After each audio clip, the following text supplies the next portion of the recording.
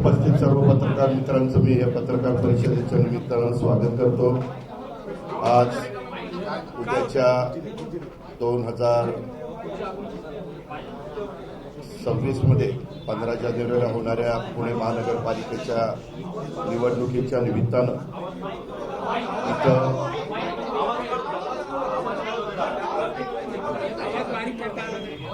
इथं आपण राष्ट्रवादी काँग्रेस पक्ष, घड्याळ राष्ट्रवादी काँग्रेस पक्ष तुतारी, Republican Party of India Sachin Kharat गट, भीम आर्मीचे सीताराम गंगावणेजी आणि इतर अनेक माझ्या सहकाऱ्यांनी त्या युतीला पाठिंबा दिलेला आहे। ते सर्वच उपस्थित मान्यवर जमलेले माझे या सर्व राजकीय पक्षाचे नेतेगण, सर्व पत्रकार बंधू भगिनी आणि माझ्या तरुण मित्रांनो, मी सुरुवातीलाच इथं उपस्थित असणाऱ्या सर्व प्रिंट मीडिया आणि इलेक्ट्रॉनिक मीडिया या सर्व पत्रकार बंधू भगिनींचं मी स्वागत करतो आणि पत्रकार परिषदेला आपण उपस्थित राहिल्याबद्दल मी आभार देखील मानतो। आपल्याला सगळ्यांना माहिती आहे, पुणे महानगरपालिकेच्या निवडणुकीच्या निमित्तानं आपल्याशी आज दुपारी सगळं चिन्ह वाटप झालं आणि आम्ही ठरवलं होतं की 5 वाजता इथं पत्रकार परिषद घ्यायची आणि आपल्याशी सुसंवाद साधायचा। या निमित्तानं ही निवडणूक लढवण्याच्या बद्दलची आमची भूमिका ही आपल्या सगळ्यांच्या समोर ठेवायचा माझा आणि आमच्या सगळ्या सहकाऱ्यांचा प्रयत्न आहे। सुज्ञ आणि जाणकार पुणेकरांनी मागील जवळपास 9 वर्षामध्ये म्हणजे 2017 फेब्रुवारीमध्ये निवडणुका झाल्या आणि 17 पासून 22 पर्यंत इथं आम्ही विरोधी पक्षामध्ये होतो आणि भाजप इथं सत्तेमध्ये होता पुण्यामध्ये। आणि त्या 9 वर्षात सत्तेवर असताना जो काही कारभार झाला त्याच्याबद्दलची वस्तुस्थिती पुणेकरांना समजली पाहिजे आणि त्याच्यामध्ये निष्क्रियता लक्षात आली, शिथिलता झाली। प्रशासकाच्या काळामध्ये देखील जे काही वाढलेल्या वेगवेगळ्या प्रकारच्या समस्या आहेत त्याचाही लोकाजोखा आपल्या सगळ्यांच्या समोर ठेवावा, हाच या पत्रकार परिषदेच्या निमित्तानं आमचा सगळ्यांचा प्रयत्न आहे।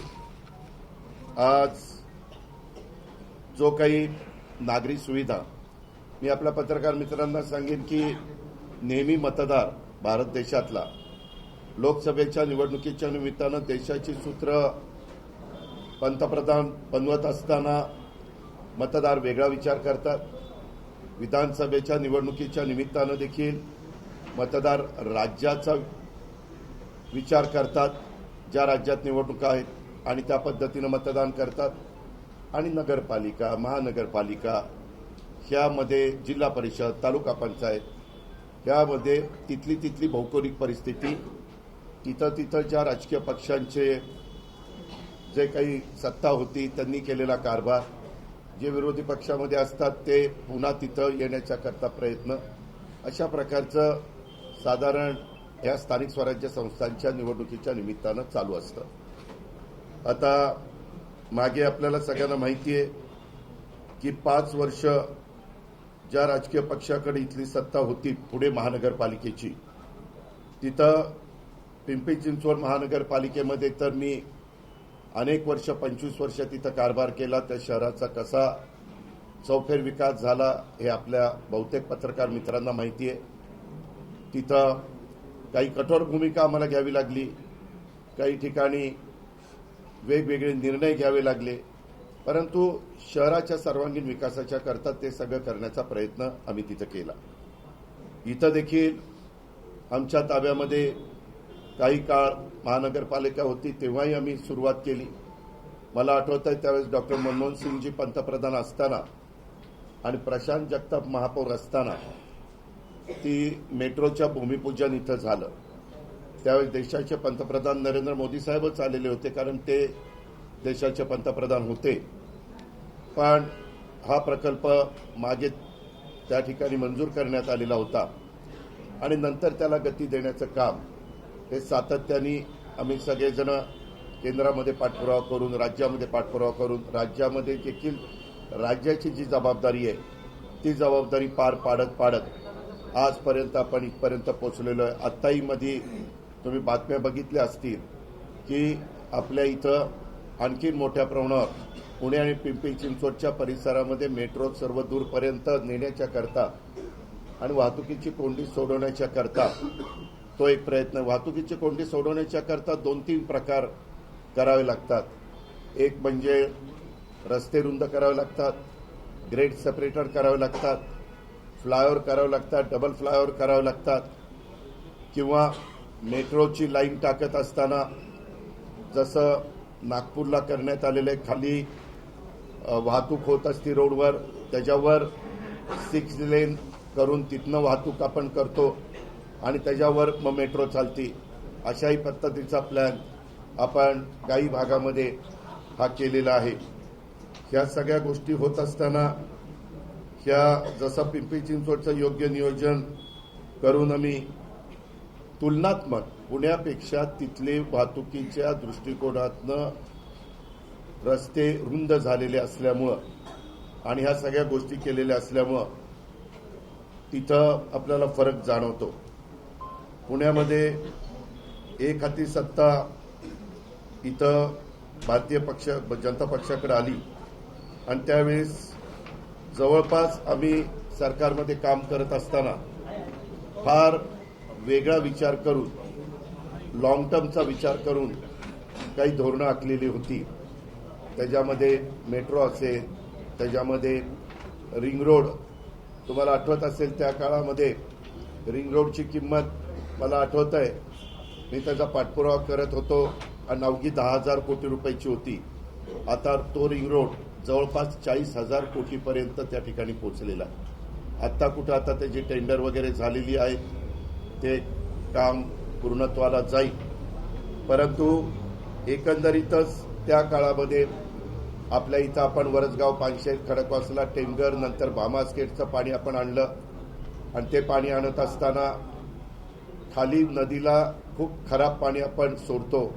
कारण एसटीपी प्लांट हे बसवण्याच्या करता अग्रक्रम द्यायला पाहिजे होता, वॉर फुटिंगवर ते काम करायला पाहिजे होतं. आपल्याला आठवत असेल जायकानी पण त्याच्यामध्ये मोठ्या प्रमाणावर निधी दिला. परंतु आज देखील एसटीपी प्लांटची कामं ज्या गतीनं व्हायला पाहिजे होती, दुर्दैवाने त्या गतीकडं लक्ष इथल्या स्थानिक नेतृत्वानी दिलं नाही. तिघांचा तिचा कारभार चालायचा आणि जो पाठपुरावा करावा लागतो तो करण्याच्या करता इथलं नेतृत्व हे अपयशी ठरलं आणि त्याच्यामुळं पाणी असेल पिण्याचं, मलनिस्सारण असेल, वाहतूक नियोजन असेल, रस्ते असेल, या सगळ्या बाबतीमध्ये आपल्याला जाणवतंय. तुम्ही पण पत्रकार म्हणून पुण्यामध्ये राहता, तुम्हालाही त्याबद्दल जाणवतंय. एका बाजूतून दुसऱ्या बाजूला जायला किती वेळ त्या ठिकाणी लागतो, अशा प्रकारची साधारण ही परिस्थिती आहे. आणि ही परिस्थिती जर त्याच्यामध्ये साधारण 2017 नंतर गेले 9 वर्ष त्या निवडणुका झाल्या नाही, ज्या 2022ला व्हायला पाहिजे होत्या. त्यामुळं यावेळेस निवडणुकीच्या निमित्तानं इच्छुकांची संख्या सर्वच राजकीय पक्षामध्ये मोठ्या प्रमाणावर वाढली. नाराजी टाळण्याच्या करता राज्यात सत्तेवर असलेले आम्ही तिन्ही पक्षांनी स्थानिक पातळीवर त्या बाबतीमध्ये काही गोष्टी करण्याचा प्रयत्न केला. पण त्याच्यामध्ये काही ठिकाणी युती झाली, काही ठिकाणी झाली नाही. इथं आमची कुणाबरोबर युती झाली नाही. मग आम्ही तुतारीबरोबर, तसंच भीम आर्मी पार्टीबरोबर, म्हणजे राष्ट्रवादी काँग्रेस पार्टीबरोबर, भीम आर्मी पार्टीबरोबर आणि आरपीआय बरोबर आणि इतर सहकाऱ्यांच्या बरोबर त्या ठिकाणी युती केलेली आहे. त्यांच्याबरोबर जाण्याचा निर्णय घेतला आहे. राज्यामध्ये आम्ही सत्तेसोबत असलेल्या पक्षाच्या विरोधात, एकमेकांच्या विरोधात ह्या स्थानिक स्वराज्य संस्थांना लढवण्याची वेळ आलेली आहे. मला मागे देखील आम्ही 15 वर्ष महाविकास आघाडीमध्ये सत्तेवर असताना देखील काँग्रेस आणि आम्ही एकमेकाच्या विरोधात स्थानिक स्वराज्य संस्थांमध्ये लढायचो. केंद्रामध्ये आणि राज्यामध्ये मात्र आम्ही एकत्रपणे काम करायचो. तशीच थोडी बहुत परिस्थिती या निवडणुकीच्या निमित्तानं निर्माण झालेली आहे. पुण्यामध्ये त्याच्यात मला आठवते 2017ला आम्ही काँग्रेसच्या विरोधामध्ये लढलो आणि इथं आमच्या जागा जास्त आल्या. काही वेळेस मला एक वेगळा पॅटर्न, पुणे पॅटर्न पण तुम्ही पाहिला असेल, तो पण आम्ही 2.5 वर्ष अनुभवलेला होता आणि त्यावेळेस भाजप शिवसेनेच्या बरोबर आमची युती होती. तशी काहीशी परिस्थिती आत्ता पण निर्माण झालेली आहे. आत्ता 32 गावं जोडली गेल्यामुळं आपल्या पुणे महानगरपालिकेचं क्षेत्रफळ हे राज्यातील सर्वात मोठी महानगरपालिका अशी झालेली आहे ह्याच्या क्षेत्रफळानुरूप. आणि आज मी तिला मुंबई महानगरपालिकेचं क्षेत्रफळ पत्रकार मित्रांनो, पुणेकरांनो 437 चौरस किलोमीटर आहे आणि आपल्या पुणे महानगरपालिकेचं क्षेत्रफळ 527 चौरस किलोमीटर आहे. एवढ्या मोठ्या क्षेत्रफळामध्ये मूलभूत सोयी सुविधा देण्यासाठी आणि भविष्यात अचूक अशा प्रकारचा अंदाज केला गेला पाहिजे. तो अंदाज लक्षात घेऊन योग्य प्रकारचं नियोजन केलं गेलं पाहिजे.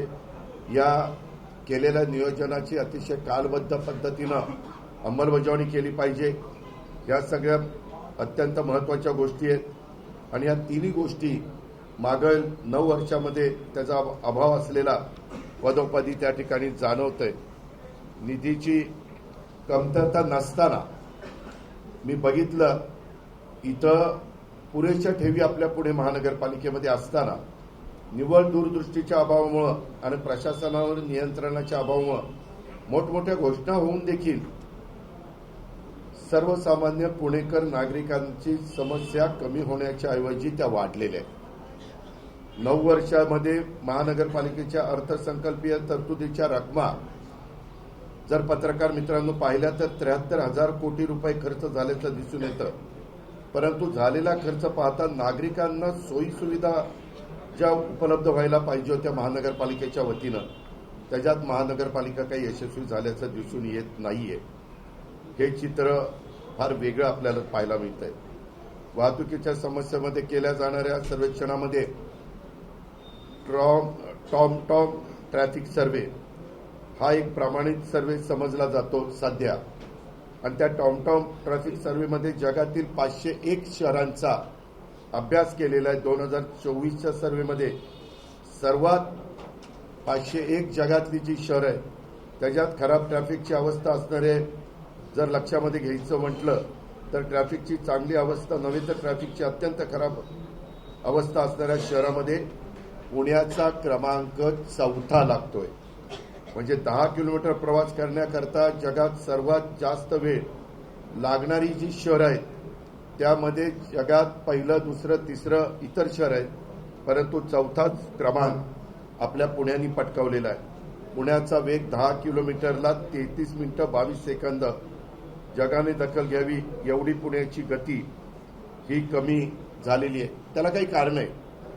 ट्रॅफिक जाम होत असलेले रस्ते आणि चौक, कात्रज ते कोंढवा, त्याचबरोबर हडपसर सोलापूर रोड, त्याचबरोबर नगर रोड वाघोली ह्या परिसरामध्ये खूप ट्रॅफिक जाम होतं. आपला RTO Mangalwar Peth metro station इथं एवढं जाम असतं पीक आवरला की अगदी फुटपाथवरून टू व्हीलरची वाहनं आपले पुणेकर घेऊन जातात. नवले ब्रिजचं तर काही बोलायलाच नको.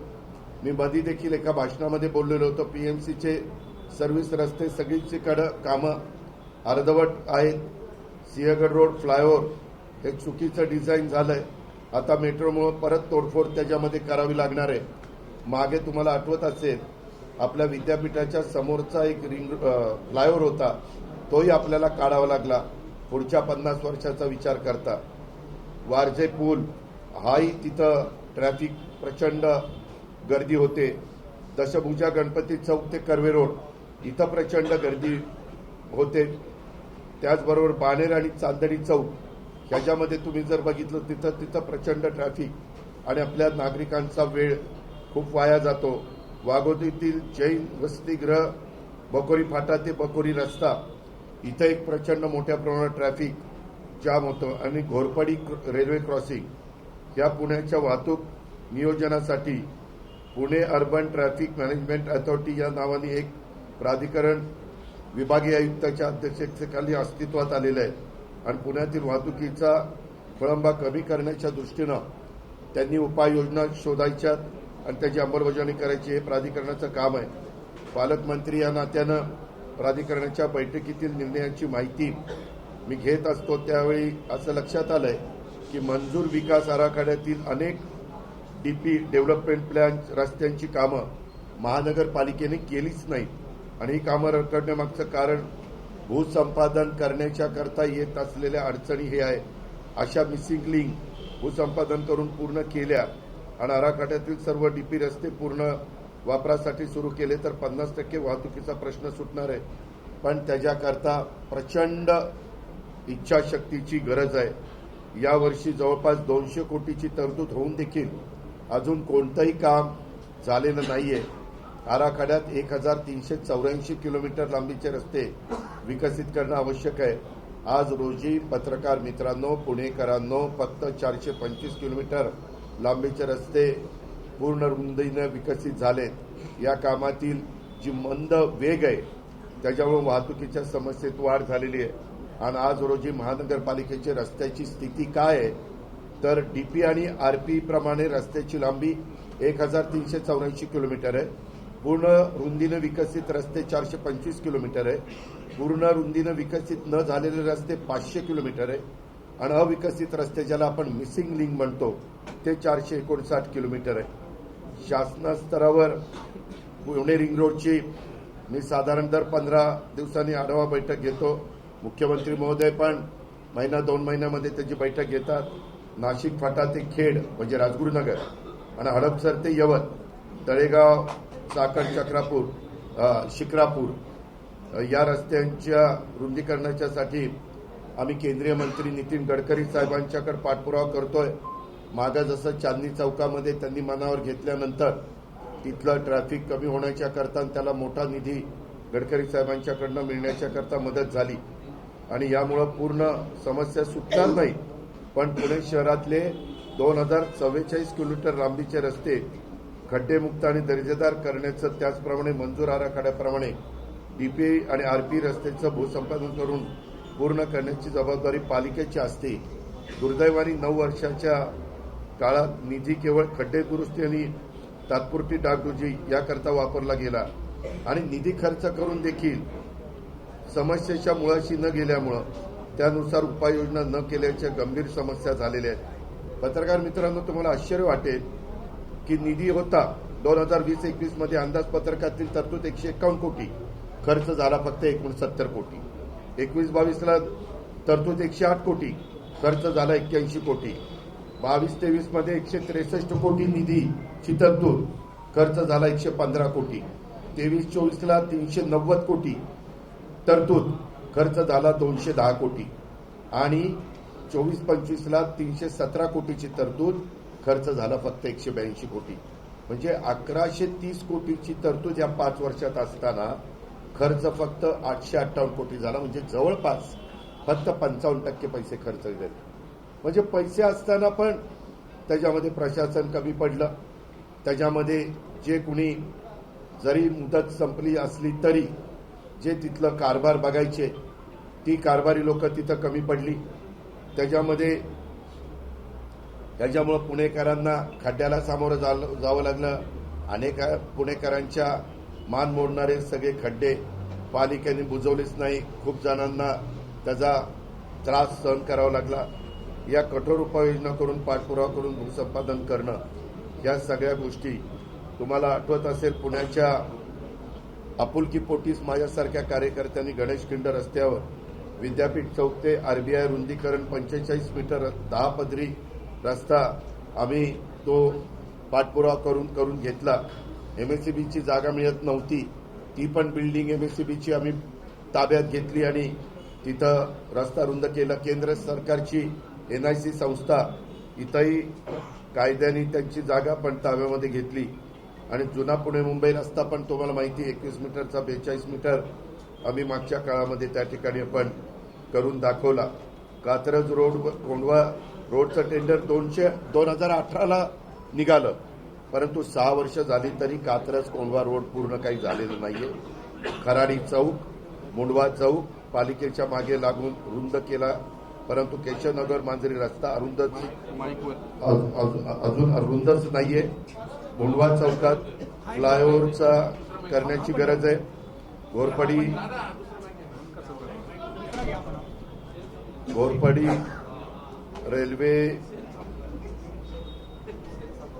घोरपडी रेल्वे क्रॉसिंग उभे राहा, म्हणजे तुम्हाला ट्रॅफिकचे काय समस्या आहे ती कळेल.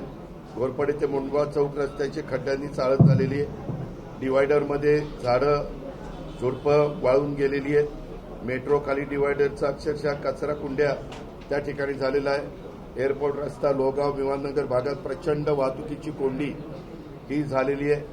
पुणे नगर रस्ता सोलापूर रस्त्यावर धोकादायक बीआरटीचं रेलिंग आमदार सुनील टिंगरे आणि चेतन तुपे यांनी पाठपुरावा करून काढून टाकले, पण अजूनही त्या रस्त्याचा पूर्ण विकास झालेला नाहीये. एखाद्या गावात गेलं की कमान असते, ग्रामपंचायतीचे सुद्धा उठून सुरू होतो आणि ते लक्षात येतं, परंतु पुण्यात येताना वाकड्या बाजूने बोर्ड आहेत ना, वाघोलीच्या बाजूचं किंवा असं काही अतिशय चुकीचं आहे. धायरीतला लोकमत ते सावित्री गार्डन रस्ता गेले कित्येक वर्ष प्रलंबित आहे. भुगाव चांदणी चौक, वारजे, शिवणे, उत्तमनगर, धायरी, नरे, जांभूळवाडी असा पीएमआरडीएचा अंतर्गत रिंग रोड आम्ही पूर्ण करून घेतोय. लवकरच त्याला डीपीआरची मंजुरी आम्ही देतोय. कोरेगाव पार्क ते कल्याणी नगर पुलाची उंची वाढवणं आणि घोरपडी रेल्वे लाईनवर पूल साधू असणारी पूल खूप रेंगाळला आहे, ती वेळेत पूर्ण करण्याची पत्रकार मित्रांनो गरज आहे. विश्रांतीवाडीचा पूल, ग्रेड सेपरेटर, शास्त्रीनगर चौकातला उड्डाण पूल, ग्रेड सेपरेटर या कामांना गती देण्याची गरज आहे. आणि हे सगळं झालं रोड आणि समस्या, पण पाणी पुरवठ्यामध्ये जुनी हद्द आहे तिथं 2,818 कोटीची मान्यता आम्ही सरकार महानगरपालिकेमध्ये असताना दिली 2015ला. सदर प्रकल्पाचं जलशुद्धीकरण केंद्राच्या पाण्याच्या टाक्या, दाबनलिका व्यवस्था, वितरण व्यवस्था असे 7 भाग निविदा भविष्यात मागवण्यात आल्या, पण अजून देखील काम पूर्ण नाहीये. 10 वर्ष होऊन गेले, 82 पैकी फक्त 59 टाक्या झालेल्या आहेत आणि 200 किलोमीटर वितरण व्यवस्थेचं कामच झालेलं नाही. 45 मीटर AMR मीटर अजून बसवलेच नाहीत. जे बसवले त्यात मीटरचा दर्जा आणि कामाची गुणवत्ता याविषयी पुणेकरांच्या सतत तक्रारी येत आहेत. 3 पंपिंग स्टेशन सुरू करायची, त्याचं काय झालं हे जे म्हणतात आम्ही पुणेचे शिल्पकार आहोत त्यांनी सांगण्याची गरज आहे.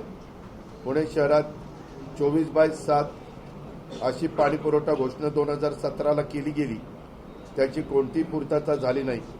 24 तास पाणी पुरवठा करायचं झाल्यास जादा पाणी महानगरपालिकेला उपलब्ध झालं पाहिजे आणि ते उपलब्ध करून देण्याच्या करता प्रयत्न टाटा धरणातनं करणं नितांत गरजेचं आहे.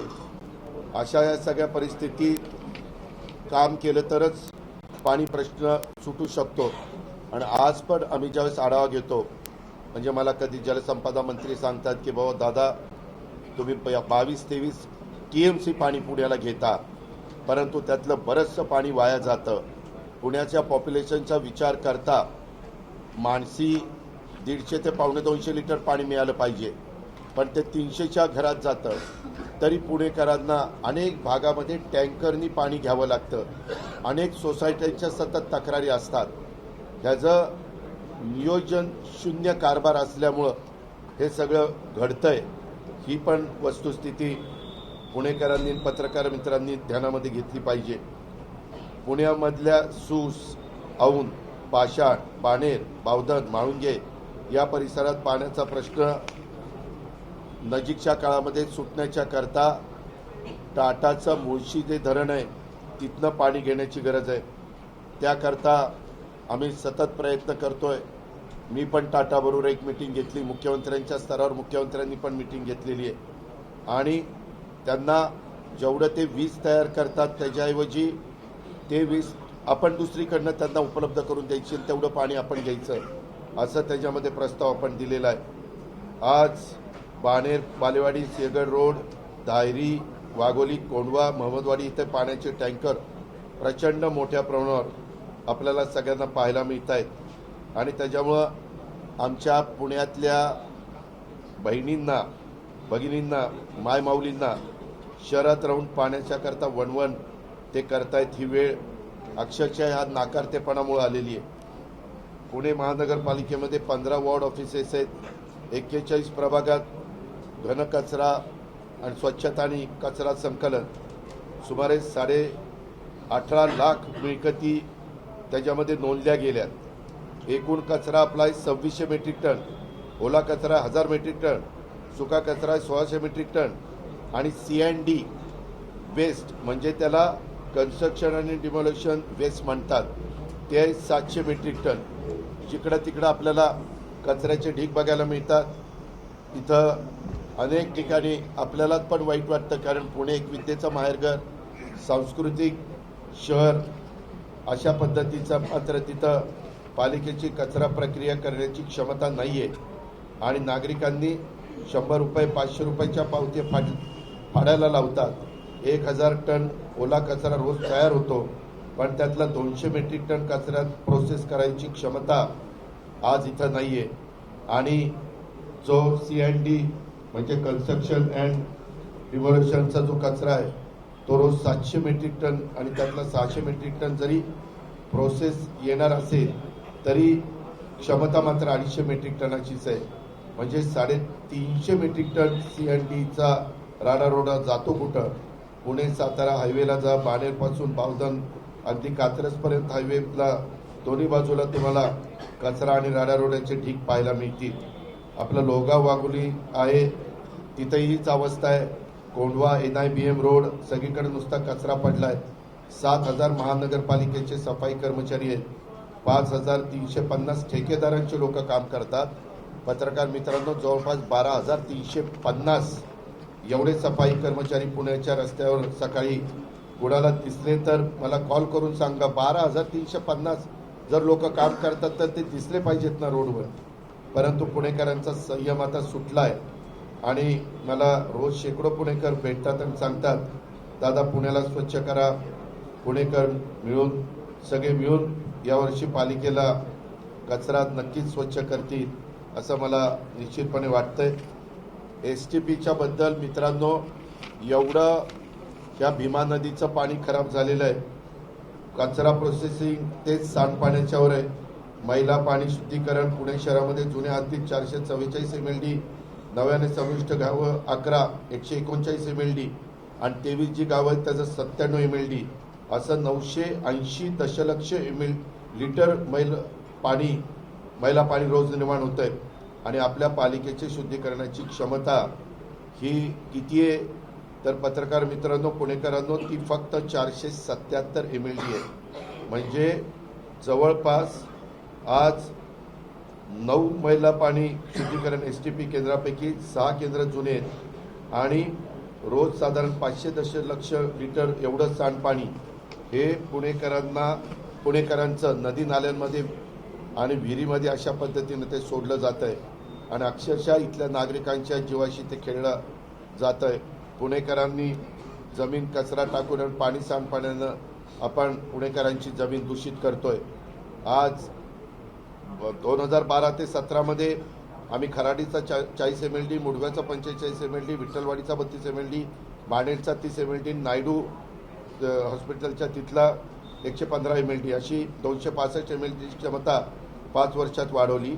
परंतु 2017 नंतर ज्यांच्या ताब्यामध्ये महानगरपालिका होती त्यांनी 396 MLDचे 11 सांडपाणी प्रकल्प उभारण्याचं नियोजन त्यावेळेस आम्ही सुरुवातीला केलं. परंतु नंतर मात्र त्या प्रकल्पाची क्षमता वाढीवर हजारो कोटी रुपये खर्च झाले ज्याचा काही उपयोग झाला नाही. आज पण 500 MLD नदी नालेमध्ये तलावात विना प्रक्रिया पाणी सोडलं जातं. हे थांबवणं अत्यंत गरजेचं आहे. पत्रकार मित्रांनो हवा प्रदूषण हवेचं तर इतकं वाईट परिस्थिती आहे. AQI ज्याला एअर क्वालिटी इंडेक्स त्याचा लॉंग फॉर्म आहे जो 0 ते 50 रेंजमध्ये असला पाहिजे तो आज आपल्या पुण्यामध्ये 280 आहे जो 50 असला पाहिजे AQI एअर क्वालिटी इंडेक्स तो 280 आहे. बेंगलोरसारख्या शहराचा AQI 106 आहे. मुंबईचा 195 आहे. पुण्याचा प्रदूषणाने पर्यावरणाची अक्षरशः वाट लावलेली आहे. गेल्या 10 वर्षात आपल्या पुण्यातली अनेक लहान मुलं, गर्भवती स्त्रिया, ज्येष्ठ नागरिक यांना श्वसनाचा आजार झालेत. कॅन्सरचं प्रमाण वाढलंय. सर्दी, खोकला आणि घशाची खवखव तर रोजच आपल्याला अनेकांच्याकडे पाहायला मिळते. पर्यावरणाविषयी जागरूक पुणेकर ही बाब कधी दुर्लक्षित करणार नाहीये हे पण मला विश्वास आहे. 2017ला 11 गावं समाविष्ट झाली. 2021ला 23 गावं समाविष्ट झाली. अशी 11 अधिक 23 34 गावं. त्यातील उरळी देवाची आणि फुरसुंगी ही वगळली. आता 32 गावचा प्रश्न 2017 पासून गंभीर बनलाय.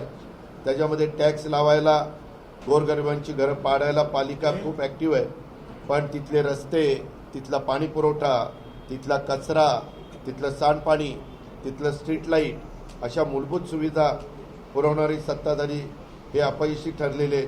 आणि जुन्या ग्रामपंचायती बऱ्या होत्या अशी तिथले आता 32 गावातले गावकरी म्हणतायत.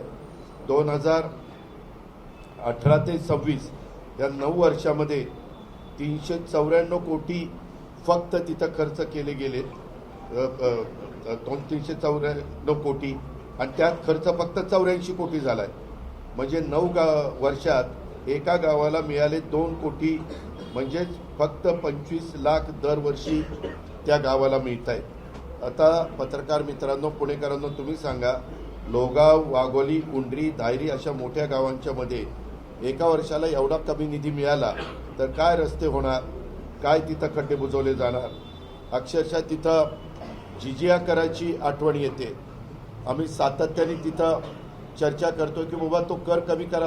ते काय म्हणतात 32 गाववाले, आम्हाला ग्रामपंचायतीचा कर होता तो 5 वर्ष ठेवा, पुढं 5 वर्ष मग कर वाढवा, पण आम्हाला सुविधा द्या. आणि एवढा मोठ्या टॅक्सची आकारणी पालिकेने तिथं केलेली आहे. सुविधा मात्र काही नाही आहे. त्या समाविष्ट गावामधील दस्त नोंदणी रखडली आहे. 3 लाख नागरिकांचं दस्तच होत नाही आहे. मी बैठक घेऊन नोंदणी महानिरीक्षकांना सांगून तो प्रश्न मार्गी लावण्याचा प्रयत्न केला. IGR ऑफिसनं त्यासाठी चांगलं सॉफ्टवेअर आता बनवलेलं आहे. गोरगरिबांची गुंठेवारीची कामं रखडली, त्यामुळे शास्त्री कर त्यांना सहन करावा लागतोय. पिण्याच्या पाण्याच्या करता अक्षरशः तिथल्या मायमाऊलींना, भगिनींना टँकरच्या पुढं रांग लावावी लागते. आणि जलशुद्धीकरण प्रकल्प नाही, त्यामुळे GBS सारखे आजार हे पुण्यामध्ये अलीकडे वाढलेले आहेत. या 32 गावात अंधाराचं साम्राज्य आहे, स्ट्रीट लाईट नाही आहे, अशा अनेक समस्या आहेत. सत्ताधाऱ्यांनी पुणे शहराच्या मध्ये हे जे काही त्यांनी कामं करायला पाहिजे होती ते करू शकलेले नाही आहेत. आणि त्याच्यामुळं पुणेकर तसे अक्षरशः वैतागून गेलेले, चिडलेले आहेत. त्या रागातून निश्चितपणे तो वेगळा विचार करतील अशी मला ह्या निवडणुकीच्या निमित्तानं खात्री आहे. मला एवढंच सांगायचं आहे, मागं तुम्हाला आठवत असेल एकदा पवारसाहेबांनी एका सभेत सांगितलं होतं कारभारी बदला, आणि त्यावेळेस पुणेकरांनी प्रतिसाद दिलेला होता. तसं आता इथं जे त्रिकूट आहे ते त्रिकूट कारभारी बदलायला पाहिजे. माझ्याकडं पुणेकरांनी सूत्र द्यावी. मी निश्चितपणे हे प्रश्न सोडवण्याच्या करता मला सकाळी 6 वाजल्यापासून काम करण्याची सवय. केंद्र सरकारमध्ये, राज्य सरकारमध्ये पाठपुरावा करून तिथं आम्ही सरकारमध्ये असल्यामुळं तिथली पण मंजुऱ्या मिळवण्याची आम्हा लोकांची क्षमता आहे. परंतु तिथनं मंजुऱ्या मिळाल्या तर इथं जे काम व्हायला पाहिजे, इथं जी इच्छाशक्ती दाखवायला पाहिजे, ती इच्छाशक्ती कमी पडलेली असल्यामुळं ह्या सगळ्या समस्या निर्माण झालेल्या आहेत. आणि मी मागे पुणेकरांना, महाराष्ट्राला पिंपरी चिंचवड शहर विकसित करून दाखवलं आहे. इतर पण काही शहरं, बारामती पण जर तुम्ही बघितलं तर अतिशय चांगलं शहर म्हणून आज त्या शहराची ओळख आहे. आज आपल्या सांस्कृतिक क्षेत्रातील पण दुरावस्था, बालगंधर्व नाट्य मंदिर, मला जर कधी नाट्य क्षेत्रातले काही प्रशांत दामले असतील किंवा इतर मान्यवर असतील हे ज्यावेळेस भेटतात त्यावेळेस सदा आमचे सयाजीराव शिंदे असे काही बरेच जण भेटतात, त्यावेळेस ते सांगतात दादा नाट्यगृह इतकी वाईट अवस्था आहे, दुरावस्था आहे, ऐतिहासिक परंपरा आहे, ते बाल गंधर्व नाट्यगृह आज कॅन्टीन नाही, स्वच्छतागृहात पाणी नाही, पुरेशी प्रकाश योजना नाही. अनेक मान्यवर याबाबत तक्रार करतात. सांस्कृतिक क्षेत्रात देखील अतिशय असंवेदना निश्चितपणे दाखवण्यात आलेली आहे. गदी माडगुळकर स्मारक उभारण्याची घोषणा होऊन काम अर्धवट आहे. बाळासाहेब ठाकरे सांस्कृतिक भवन अर्धवट अवस्थेत पडून आहे. महानगरपालिकेच्या वतीनं बालगंधर्व पुरस्कार, पठ्ठे बापूराव पुरस्कार, पंडित भीमसेन जोशी पुरस्कार अशा क्षेत्रातील पुरस्कार देण्यात येत होते, ते आता बंद आहे. पुण्यातील पुण्याला संस्कृतीचं माहेरघर समजण्यात येतं, अशी पुण्याची ओळख आहे. पण नाट्य, कला, ऐतिहासिक वारसा जतन केल्यानं व समृद्ध केल्याची ओळख ही कायम आहे. मात्र वरील गोष्टी पाहिल्या तर ही ओळख अक्षरशः गेल्या 9 वर्षामध्ये पुसण्याचं काम चाललेलं आहे. शिक्षण, क्रीडा, आरोग्य या क्षेत्रात देखील मागील 9 वर्षात दुरावस्था बरेच काही सांगते. 5 वर्षामध्ये तर आपण पाहिलं राजवट कुणाची होती आणि त्या राजवटीत पुण्याच्या विकासाचा, प्रगतीचा आलेख ज्या क्षेत्रात ढासळला, ती जी वस्तुस्थिती आत्ताच्या पत्रकार परिषदेच्या निमित्तानं मी आपल्या सगळ्यांच्या समोर ठेवलेली आहे. मेट्रोच्या कामांना मंजुरी ही मागं मिळाली. त्याच्यानंतर मात्र आम्ही ज्या वेळेस पंतप्रधानांच्याकडे जातो महाराष्ट्र सरकार म्हणून, त्यावेळेस पंतप्रधान त्याला प्रतिसाद देतात आणि अनेक महत्त्वाचे पुढचे रूट पण त्यांनी त्या ठिकाणी मंजूर करून दिलेले आहेत आणि पुढंही ते मंजूर करून देतील, कारण पुण्याचं पॉप्युलेशन खूप आहे. आणि महानगरपालिकेत मात्र जे सत्तेवर आहे ती मंडळी हे मध्ये ज्या पद्धतीनं पाठपुरावा करायला पाहिजे किंवा गती द्यायला पाहिजे, ती निश्चितपणे त्यांची निष्क्रियता ह्याच्यामध्ये दिसून येते. मला एकच सांगायचं आहे, आम्हाला सगळ्यांना, माझ्यासहित सर्व माझ्या सहकाऱ्यांना पुण्याविषयी प्रेम आहे, आपलेपणा आहे. एक सुबक, सुंदर, सर्व सुविधायुक्त असं हे शहर व्हावं. सांस्कृतिकदृष्ट्या देखील तुमचं माझं पुणे शहर समृद्ध व्हावं, अशी माझी आणि माझ्याबरोबर सर्व इथं उपस्थित असणाऱ्या सहकाऱ्यांची आणि पुणेकरांची पण भावना आहे. ही भावना प्रत्यक्षात आणण्याच्या करता आम्ही जे काही उमेदवार दिलेले आहेत त्या उमेदवारांना पुणेकरांनी घड्याळ आणि तुतारी या चित्रावर बटन दाबून संधी दिली तर निश्चितपणे आम्ही ह्याच्यामध्ये मी बदल करून दाखवेन. मागे देखील चाकणचा ट्रॅफिकचा प्रश्न सोडवण्याच्या करता आम्ही तिथं लक्ष घातलं, त्याच्यामध्ये बरीचशी कामं सुरू केली.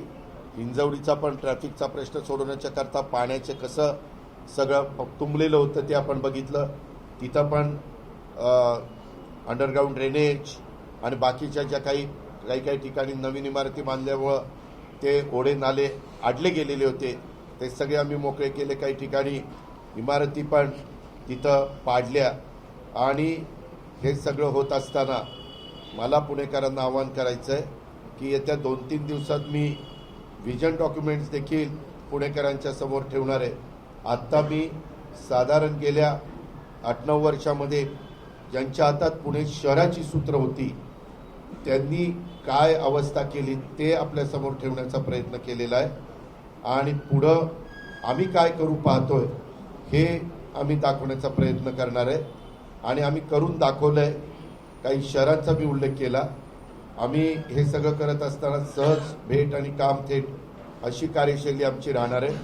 आम्ही प्रशासनावर पण आम्हा लोकांची पकड आहे आणि त्याच्यामुळं तुम्ही जर आम्हा लोकांच्या नेतृत्वाखाली या महानगरपालिकेची सत्ता सोपवली तर निश्चितपणे पुण्याचं हे असणाऱ्या ज्या समस्या आहेत, ट्रॅफिक, रोड्स, घनकचऱ्याची विल्हेवाट लावणं, STP प्लांट हे ताबडतोब कार्यान्वित करणं आणि पुण्याला पिण्याच्या पाण्याच्या संदर्भामध्ये जे पाणी भामासखेडचंही पाणीमध्ये आम्ही मंजूर करून दिलं ते माझ्याकडनं सांगायचं राहिलं, त्या पद्धतीनं आम्ही कामं त्या बाबतीमध्ये केलेली आहेत. अशी सगळी एकंदरीत तिथली परिस्थिती आहे, ती आपल्या सगळ्यांच्या समोर ठेवण्याचा प्रयत्न मी केलेला आहे. त्याच्यामध्ये मला एक गोष्ट सांगायची, आत्ता आपल्याकडे जागतिक पातळीवर सायकल स्पर्धा होणार आहे. त्या स्पर्धेच्या करता काही 300 किलोमीटरचे रस्ते मी PWDला त्याच्यामध्ये मुख्यमंत्र्यांच्या बरोबर पण माझी चर्चा झालेली होती. आणि त्याच्यात 300 किलोमीटरचे रस्ते पत्रकार मित्रांनो तुम्ही एकदा बघा ते काय क्वालिटीचे झालेले आहेत. अशा पद्धतीनं मनात आणलं तर रस्ते करता येतात, क्वालिटी घेता येते. परंतु जर रिंग झाली, जर तिथं वेगळ्या पद्धतीनं ठराविक कॉन्ट्रॅक्टरला डोळ्यासमोर ठेवून त्यांनाच कामं द्यायची, अशा प्रकारच्या त्याच्यामध्ये प्री क्वालिफिकेशन करत असताना अटी घालायच्या की ज्यांना काम मिळालं त्यांना द्यायचं आहे, त्यांनाच काम मिळालं पाहिजे, इतरांना तिथं येता येणार नाही. अशाही बऱ्याचशा गोष्टी या मधल्या काळामध्ये इथल्या स्थानिकांच्याकडनं घडल्या आणि त्याची जबरदस्त किंमत ही पुणेकरांना मोजावी लागली. आज पुणे आणि पिंपरी चिंचवडच्या बद्दल Republican Party of India, Dalit Panther, Republican Party of India, Ashok Jagtap, Maharashtra band कलाकार उत्कृष्ट संघटना, Republican Party of India Sachin Kharatgad, Republican Party of India Rahul बंबाळेंचा गट, RPI, आम आदमी पक्ष, अशा वेगवेगळ्या पक्षांनी आणि भीम आर्मी आमचे त्याच्यामध्ये सोनवणे गंगावणे यांनी त्याच्यामध्ये पाठिंबा त्या ठिकाणी दिलेला आहे. सीताराम गंगावणे आणि सचिन खरात यांनी सगळ्यांनी याच्यामध्ये पाठिंबा दिलेला आहे. आणि राष्ट्रवादी काँग्रेस पार्टीने आम्ही एकत्र मिळून चिन्ह आपले उमेदवार पण दिलेले आहेत. त्या मिटिंगला डॉक्टर अमोल कोल्हे होते, त्याला स्वतः विशाल तांबे होते, त्याला अंकुशराव काकडे होते, त्याच्यामध्ये असे इतर बरेच मान्यवर त्याच्यामध्ये होते. आणि ह्याच्यातून आम्ही पुढं गेलेलो आहे. आता वेळ फार कमी आहे आणि त्याच्यामुळं आत्ता लोकशक्ती पार्टी संजय उत्तम आलाट यांनी पण या युतीला पाठिंबा दिलेला आहे. अशा पद्धतीनं आम्ही हे सगळं पुणेकरांना या सगळ्याच्या बाबतीमध्ये कसं आपल्याला अडचणीचा मार्ग काढता येईल याबद्दलचं काम आम्ही करणार आहे. आणि त्याकरता पुणेकरांनी आम्हाला साथ द्यावी अशी माझी आग्रहाची, नम्रतेची, कळकळीची अरे थांबा ना बाबा, कळकळीची पुणेकरांना विनंती.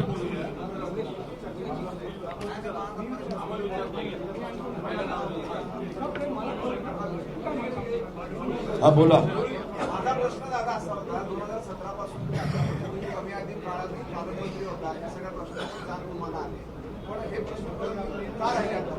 मी आपल्याला सांगू का, 2019ला मी सरकारमध्ये आलो, बरोबर आहे. उद्धव ठाकरेंच्या वर सरकार केलं.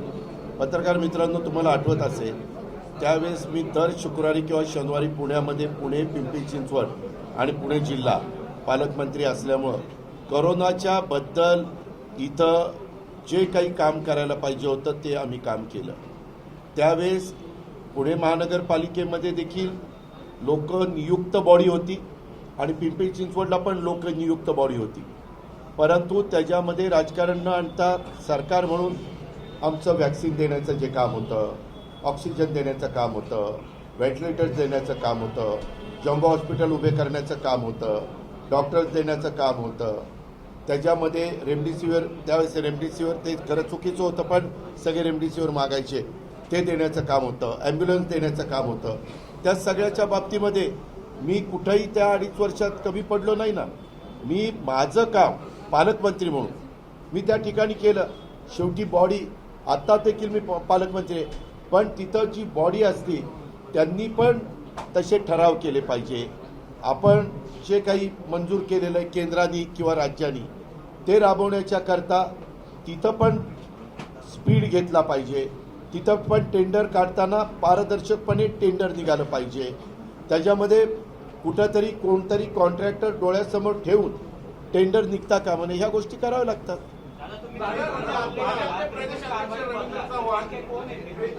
अरे त्रिकुट तुला माहिती आहे की कोण आहे ते, कोण तिकडे काम करायचं. एक मिनिट, मी काही नावं घ्यायला आलो नाही, तर लग्नाचा कार्यक्रम नाही. तुम्ही पुणेकर फार हुशार आहेत. त्रिकुट कोण आहे तुम्हाला माहिती? अहो तेच तुम्ही शोधायचं. तुम्ही पत्रकार आहेत, तुम्ही नेहमी सूत्रांच्या माहितीने माहिती घ्या.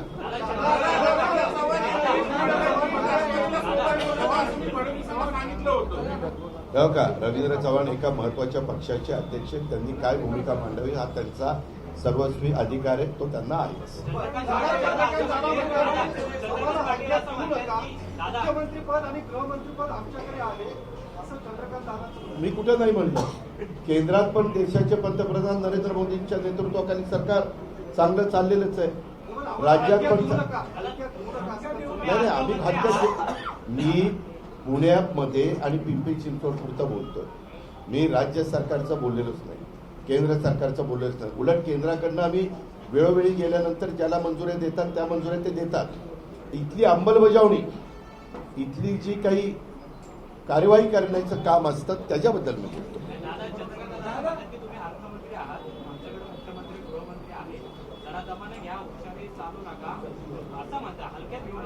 ठीक आहे, मी त्यांनी केलेल्या सूचनेची अतिशय गांभीर्याने नोंद घेतलेली आहे.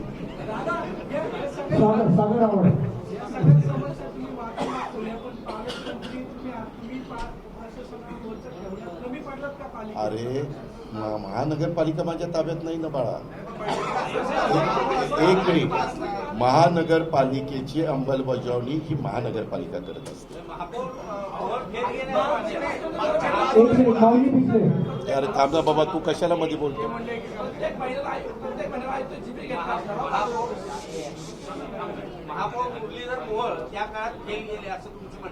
माझं म्हणणं एकंदरीत ज्यांच्याकडे सूत्र होती त्या ती इथला कारभार करताना काय काय समस्या निर्माण झालेल्या हे मी तुमच्यासमोर ठेवले.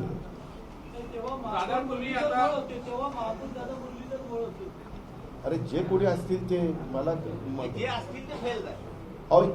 त्यावेळेस जे इथं कारभार बघत होते ते ह्याच्यामध्ये अयशस्वी झाले. पिंपरी आणि पुणे महापालिकेच्या निवडणुकीच्या स्वतः नेतृत्व करता, पण तुमच्या चिरंजीवाचं एका घोटाळ्यात नाव आलेले कसं मुद्दे कुठले असतील? नाही, पण त्यांनी जे नाव आलेलं आहे त्याची चौकशी चालू आहे ना. मी त्याच्याबद्दल सुरुवातीपासून सांगतो. मी 35 वर्ष पत्रकार मित्रांनो, तुमच्यातले पण अनेक पत्रकार मला ओळखतात. मी कधी चुकीच्या गोष्टीचं समर्थन केलेलं नाहीये, कधी कुणाचंही मी समर्थन केलं नाही. त्याची चौकशी नेमलेली आहे सरकारने. मला वाटतं ACS रेव्हेन्यूच्या अध्यक्षतेखाली कमिटी आहे, ते त्याच्याबद्दलची चौकशी करतायत. दादा, पुण्यातल्या गुन्हेगारीचा मुद्दा सातत्यानं पुढे येतोय. होय, अनेकदा पोलीस आयुक्तांना म्हटलं की गुन्हेगारी कमी करा, परंतु आता आम्ही पाहतो की अनेक गुन्हेगार असतील किंवा गुन्हेगारची नातेवाईक असतील त्यांना राजकीय पक्षांकडून तिकीट देण्यात आले. अशाने गुन्हेगारी संपणार की वाढणार आहे? एक मिनिट, तू समजा गुन्हेगार तू नाहीये, परंतु समज आता प्रश्न विचारला, तू काहीतरी मोठा गुन्हा केला, तुझ्या पत्नीचा त्याच्यावर काय दोष आहे? तुम्ही उद्या मी काहीतरी गुन्हा केला, माझ्या पत्नीचा काय दोष आहे? माझ्या मुलांचा, माझ्या मुलींचा किंवा सुनांचा काय दोष आहे? असं नाहीये. तुम्ही जर कुणीतरी एखादा मर्डर केला म्हणजे अख्खं खानदान त्याला जबाबदार आहे असं समजण्याचं कारण नाही. काही विकृती असते, काही चुकीच्या गोष्टी असतात. आणि तुम्ही एक बघा पत्रकार मित्रांनो, आता जे कुणी याद्या आहेत त्याच्यामध्ये इतरांच्या याद्यामध्ये देखील नावं कशी आहेत. ह्याच्यामध्ये आत्ता माझ्याबरोबर सीताराम नंगावणे, भीम आर्मीचे प्रमुख आणि सचिन खरात यांना ज्यावेळेस आम्ही बरोबर घेतलो, किंवा विशाल तांबे किंवा आमचे भगवानराव साळुंखे त्यांना बरोबर घेतल्यानंतर काही जागा त्यांना ज्या सोडतो ते त्या जागाला कुणाला उमेदवारी द्यावी हा त्यांचा अधिकार आहे.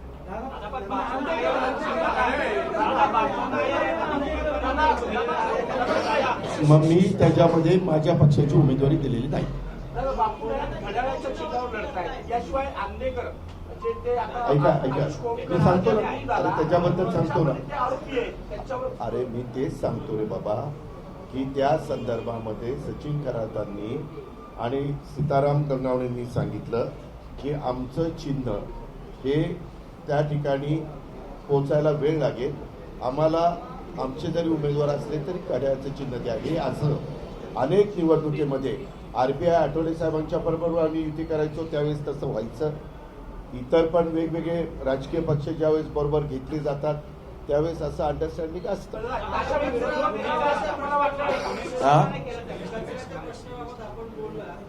पूर्वीपासून आपल्याकडचा ओला कचरा हा शेतांमध्ये टाकला जातो, दोन्ही काळभोर मध्यंतरी टाकण्यात आला. दुसरं एसटीपीचा विषय. एसटीपी आता ह्या पद्धतीने आपल्या निविदा काढल्या 500 कोटी रुपये महापालिकेचं नुकसान होतं. तर याला राज्य शासनाची मान्यता आहे अमृत अंतर्गत. तिथं काही चर्चा झाली का महापालिका? नाही, एक मिनिट.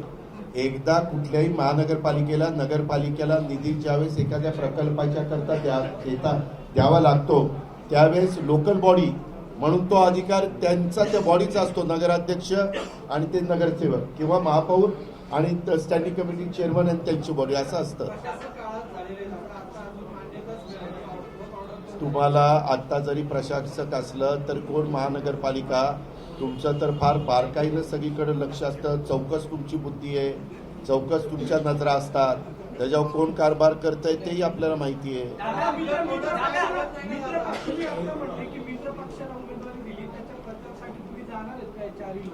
कुठल्या मी ऐका अरे बाबा, मी आता आता ही प्रेस घेतली, ही आम्ही उभे केलेल्या उमेदवारांच्या संदर्भातलीच आहे. उद्याच्याला मी पुढची प्रेस घेणार आहे, त्यावेळेस मी पुणेकरांना काही सांगितलं पाहिजे ना. मी नुसतंच यांनी असं केलं यांनी तसं केलं आणि तू आल्यावर काय करणार? तुझ्या नेतृत्वाखालचे बॉडी निवडून आल्यानंतर काय करणार ते पण मला सांगावं लागणार आहे ना. ते मी 2 दिवसांनी तुम्हाला सांगतो. लास्ट तारीख होती. इतिहासात पहिल्यांदा असं झालंय की 45 पेक्षा अधिक उमेदवार बिनविरोध निवडून आले, तर त्यात सगळ्यात जास्त भाजपचे आहेत, एकूण दुसऱ्या पक्षाचे असतात. असं कधीच झालं नव्हतं. आता विरोधक टीका अशी करतायत की भाजपने गेम पलटवण्यासाठी निवडणूक आयोगाने सांगितल्याचे बिनविरोध आहेत. असं झालंय का कधी? ज्यावेळेस एखादे उमेदवार समोर राहत नाही त्यावेळेस बिनविरोध होतं.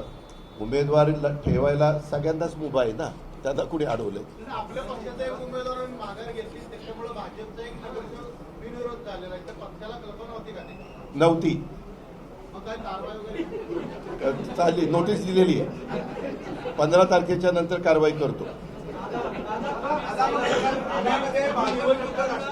निवडणुकांना अशा टप्प्यात सामोरं जाता जाता की ज्यावेळी तुमच्या सुपुत्रावरती भूखंड होण्याचा आरोप चाललाय, अशा निवडणुकांना सामोरं जात आहे. पुणे आणि पिंपरी चिंचवड तुमच्याकडे तिथलाच भूखंड होत आहे. अशा वेळी तुम्ही आता मतदारांना बाकीचे मुद्दे सांगताय की तुमच्या इमेज ट्रॅव्हल्सिंगचा प्रचार. अहो बरोबर आहे ना.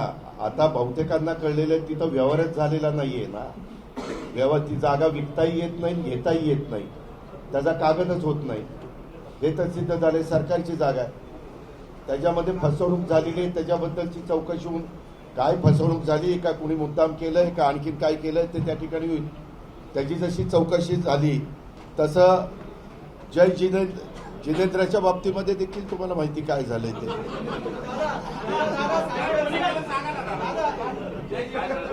जय जिनेंद्र.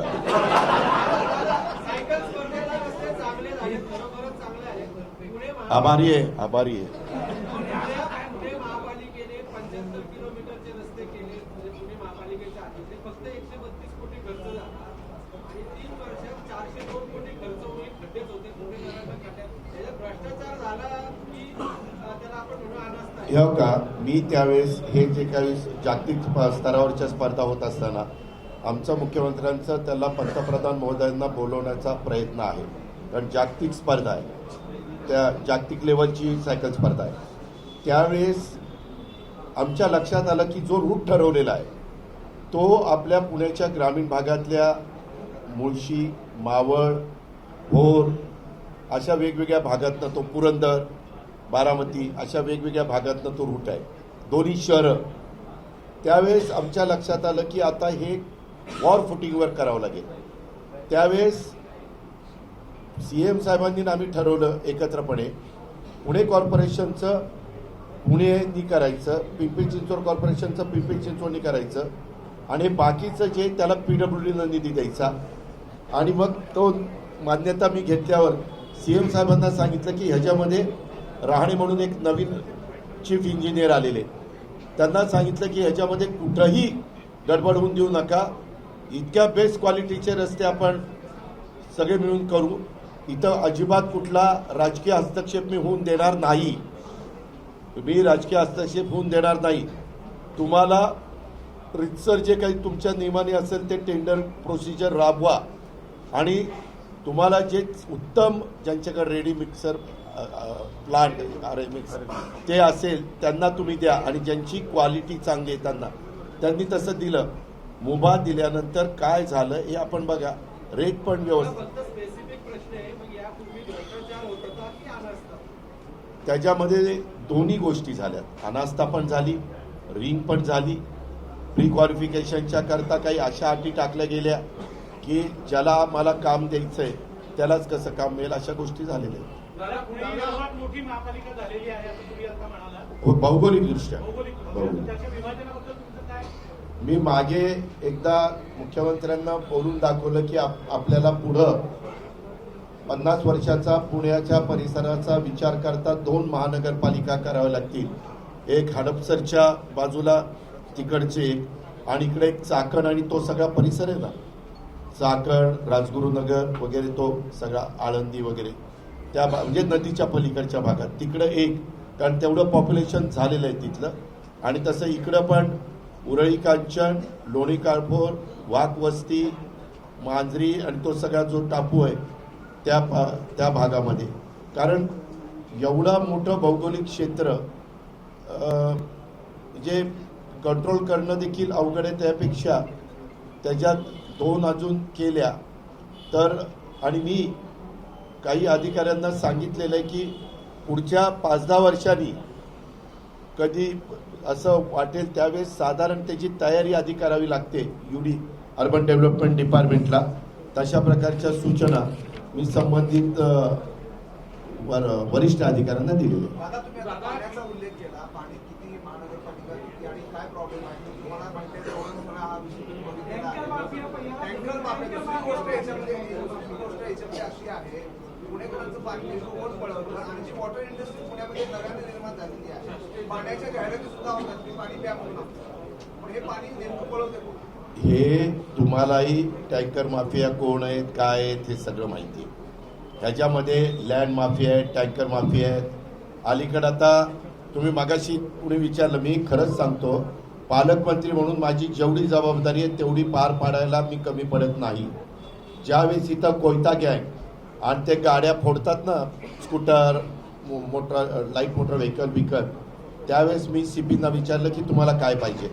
मी दोन्ही CP आणि SP या तिघांना विचारलं, पत्रकार मित्रांनो, आजपर्यंतच्या पुणे जिल्ह्याच्या वार्षिक योजनेच्या इतिहासात एवढ्या गाड्या आणि इन्फ्रास्ट्रक्चरला पैसे दिले नव्हते, एवढे पैसे आपण दिलेले.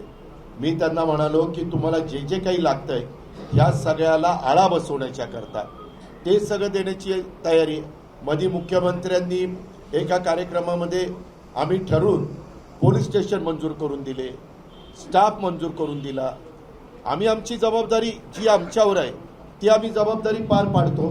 परंतु ही जबाबदारी पार पाडताना जसं पुणेकरांनी, पुणे जिल्ह्यानी मधल्या स्थानिक स्वराज्य संस्थांच्या मध्ये अनेक नगरपालिका आमच्या विचारांच्या लोकांच्या ताब्यामध्ये दिल्या आणि चांगल्या प्रकारचं यश मिळवून दिलं, तशा पद्धतीनं उद्याच्याला पुणेकरांनी, पिंपरी चिंचवडकरांनी या 2 महानगरपालिका आमच्या विचारांच्या लोकांच्या ताब्यात द्याव्यात. मी अक्षरशः खात्रीनं सांगतो, मी दर आठवड्याला 1 दिवस देतो, तो 2 दिवस देईल. 1 दिवस पिंपरी चिंचवडला आणि 1 दिवस पुण्याला, आणि या सगळ्या गोष्टीचा पाठपुरावा करेन. कारण 7 दिवसात 2 दिवस एवढ्या मोठ्या शहराला दिले. मी मुळात पालकमंत्री आहे. जसं मी परवा बीडला गेलेलो होतो, बीडला पण अनेक कामं आम्ही त्या ठिकाणी केलेली आहेत. बीड आता पंतप्रधान आवास योजनेमध्ये राज्यात पहिलं आलेलं आहे. म्हणजे जबाबदारी दिल्यानंतर आम्ही सगळ्या यंत्रणेला तिथं बरोबर घेतलं. अशा अनेक गोष्टी आम्ही तिथं केलेल्या आहेत. तशा पद्धतीनं आपल्याला इथं पण करायच्या, पण त्याकरता PMC आणि PCMC हे आम्ही जे काही युती केलेली आहे त्या लोकांच्या हातामध्ये, त्या आमच्या नगरसेवकांच्या हातामध्ये द्यावी. बरं, आम्ही उमेदवार पण काही नवे चेहरे दिलेले आहेत, काही अनुभवी दिलेले आहेत. एवढी मोठी महानगरपालिका चालवण्याच्या करता अनुभवी लोक लागतात. तुम्ही जर माझं पॅनल बघितलं तर पॅनलमध्ये तुम्हाला तसे अनुभवी लोक निश्चितपणे पाहायला मिळतील. हे मी दाव्याने तुम्हाला सगळ्यांना सांगतो. शिंदे शहरामध्ये पुण्यातल्या भाजपसोबत तुमच्यावरती टीका केली त्यांनी, आणि तुम्ही म्हटलं की पत्रकार परिषदेत मी या विषयावर बोलेन. त्यांनी माझ्यावर टीका केली. प्रत्येकाला संविधानाने बाबासाहेब आंबेडकरांनी अधिकार दिलेला आहे. त्या संदर्भामध्ये एक व्यक्ती कोणतरी घायवळ म्हणून आहे, ती परदेशात कशी गेली हो, त्याचा पण आपण बारकाईनं तपास करू ना. पण तुम्ही म्हटलं होतं एक मिनिट, मग तेच मी सांगतोय ना. आणि मी गुन्हेगारीच्या संदर्भामध्ये मगाशी सांगितलेलं आहे, त्याच्यामध्ये पत्रकार मित्रांनो, माझ्या पक्षाचा जरी उद्याच्याला चुकला तर त्याच्यावर कारवाई करा असं सांगायला मी मागं पुढं बघत नाही. मी जाहीर भाषणात सांगतो की ज्यांना कॉन्ट्रॅक्ट घ्यायची त्यांनी कॉन्ट्रॅक्टर बना, आणि ज्यांना लोकप्रतिनिधी, नगरसेवक, नगरसेविका किंवा स्थानिक स्वराज्य संस्थांमध्ये यायचं आहे त्यांनी तिथं ते कारभार करा, कारण त्याच्यातनं चांगलं काम आपल्याला करता येतं. माझं कालही तेच मत होतं, आजही आहे, उद्याही राहणार आहे.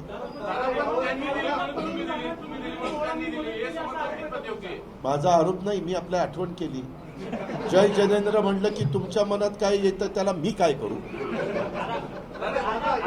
मला कुणाचाही जय म्हणण्याचा अधिकार आहे, बाबासाहेबांनी दिलाय.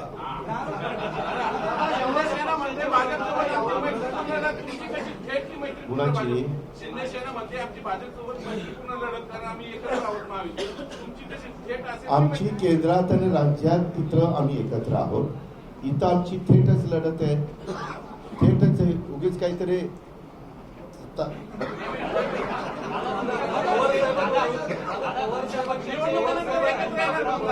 तुमचं पार्टी मर्जर होऊन जेव्हा प्रश्न विचारला तर काल तुम्ही म्हटले की तोंडात साखर तर माझ्याकडे आणून द्या, लगेच तोंडात टाकतो, लगेच.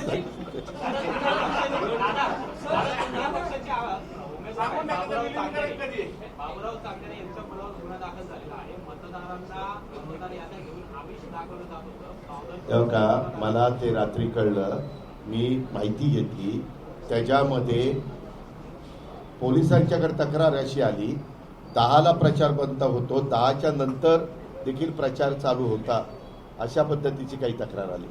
मी आत्ताच आमच्या सगळ्या उमेदवारांना सांगतो, निवडणूक आचारसंहितेचा भंग होईल असं कुणीही काम करू नये. उमेदवारांनी करू नये, उमेदवारांच्या पाठीराख्यांनी करू नये.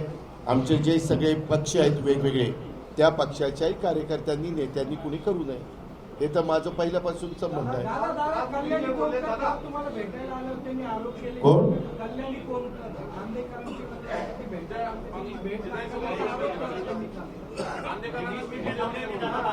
मला काय बाळा, मी माझ्याकडे आलेल्या सगळ्यांना भेटतो, मी कशाला तर कुणाला नाही भेटणार. अहो आता किती वाजता आले होते? दुपारी मी नव्हतोच घरी.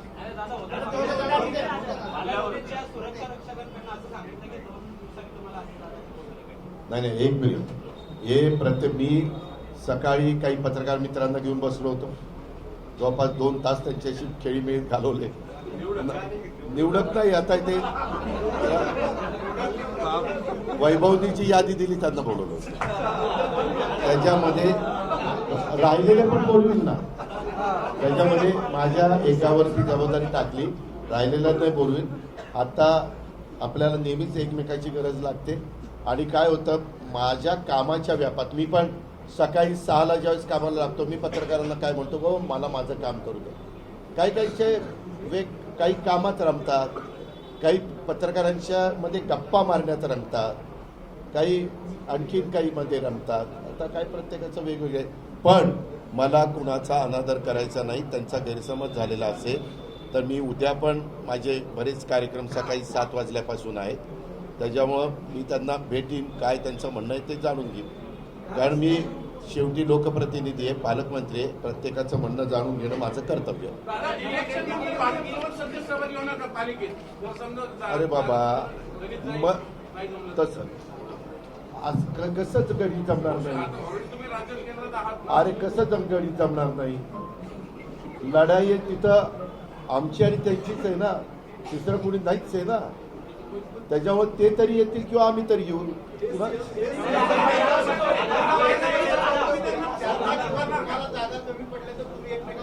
अरे ना, घ्यायचा प्रश्नच येणार नाही. 165 ना, 165 मध्ये आज परिस्थिती जर बघितली तर फाईट कुणात आहे? पत्रकार मित्रांनो तुम्ही सांगा.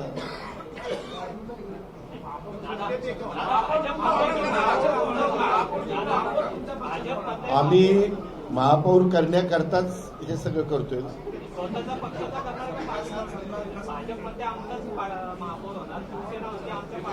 आम्ही म्हणतो आम्ही आमचाच महापौर करणार. काय तुझं म्हणणं? ओके, धन्यवाद. एबीपी माझा, उघडा डोळे बघा नीट.